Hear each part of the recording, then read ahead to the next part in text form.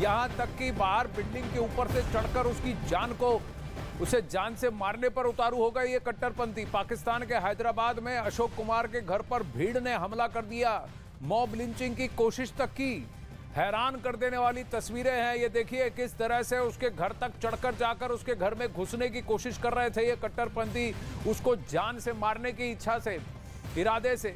अशोक कुमार के घर के आसपास सैकड़ों की संख्या में ये भीड़ इकट्ठा हो गई।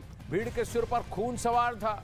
भीड़ में से कुछ लोग अशोक कुमार को मारने के लिए उसके अपार्टमेंट की बालकनी में चढ़ने लग गए और धीरे धीरे ऊपर चढ़कर उसे घर से बाहर वहीं ऊपर उसी माले से नीचे गिराने की कोशिश। ये लगातार हिंदुओं को प्रताड़ित करने की कोशिश की जाती है। ईश निंदा की झूठी अफवाहें फैलाकर इनको टारगेट किया जाता है, चाहे वो पाकिस्तान में हो या बांग्लादेश में। अलग अलग बार ऐसे ही वाकयात। ये अपने किचन से ही क्लाउड किचन का कारोबार करते हैं। दिन में 4-5 घंटे ज्यादा काम करते हैं। हर महीने 1.5 से 2 लाख कमा लेते हैं।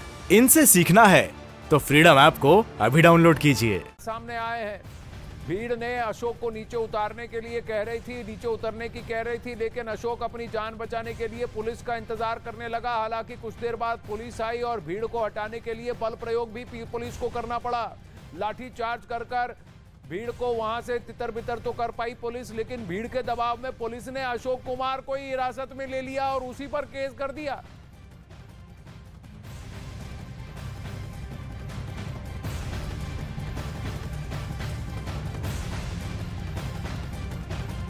अब वहीं पाकिस्तान में अल्पसंख्यकों के साथ अत्याचार की एक और कहानी सामने आ रही है खैबर पख्तूनख्वा से, जहां एक सिख टीचर का कट्टरपंथियों ने पहले अपहरण किया, उसके बाद सिख लड़की का जबरदस्त धर्म परिवर्तन किया गया और फिर उसके बाद उसकी एक मुस्लिम लड़की से शादी करवा दी गई। इस घटना के बाद सिख समुदाय ने प्रदर्शन किया और दुनिया भर के सिखों से मदद भी मांगी। इधर पाकिस्तानी मीडिया में उस लड़की का बयान जबरन करवाया गया, जिसमें सिख लड़की के चेहरे पर खौफ नजर आ रहा था और वो मुस्लिम धर्म अपनाने की बात कह रही है। मीना कुमारी है और मैं पीर बाबा से ताल्लुक़ रखती हूँ।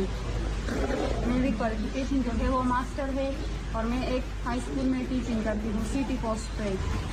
आज मैंने अपनी मर्जी से शादी की है एक मुसलमान लड़के के साथ, इसलिए की है क्योंकि मैं इस्लामियात को स्टडी किया था, इस्लामी तालीमात से मुतासिर हुई, इसलिए मैंने इस्लाम कबूल किया। लेकिन अब मेरे खानदान वाले चाहते हैं कि मैं दारुल अमान जाऊँ, लेकिन मैं वहाँ पे नहीं जाना चाहती। जहाँ पे ये जाएंगे मैं इनके साथ जाऊँगी।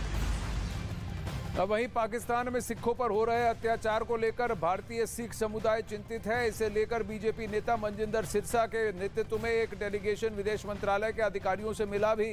मनजिंदर सिंह सिरसा का कहना है कि सिख समुदाय पाकिस्तान की जातियों का एक डोजियर तैयार करेगा और अंतर्राष्ट्रीय स्तर पर पाकिस्तान के घिनौने चेहरे को बेनकाब करेगा।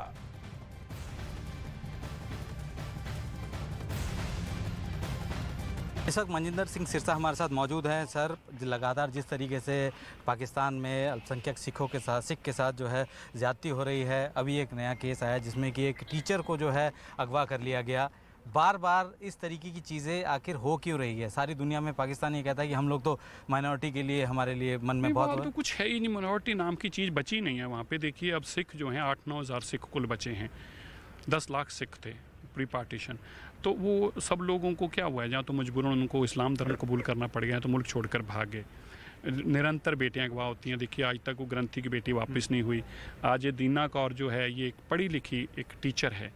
अब देखिए इससे बड़ा पाप क्या हो सकता है? इस पाप को सुनकर धरती फट जाए कि एक पढ़ी लिखी टीचर, माँ बाप ने इस उम्मीद के साथ उसको पढ़ाया लिखाया कि बड़ी होकर अपना भविष्य सुधार पाएगी, और उसकी एक अनपढ़ अधेड़ उम्र के रिक्शा चालक के साथ निकाह कर दिया धर्म बदल के।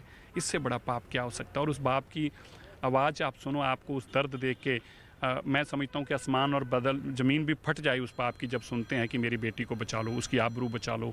मैं दुनिया भर के सिखों को आग्रह करता हूँ, दुनिया भर के लोगों को आग्रह करता हूँ, ये एक बाप को इससे बड़ी पीड़ा क्या हो सकती है?